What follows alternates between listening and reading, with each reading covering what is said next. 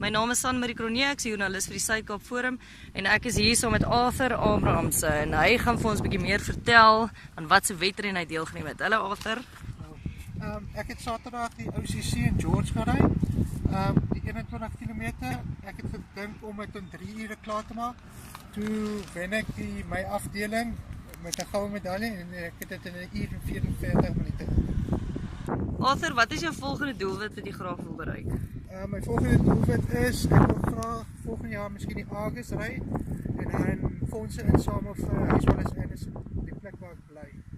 Baie dankie en dankie dat jy 'n bietjie tyd saam met my spandeer het. Waardeer dit. Dankie.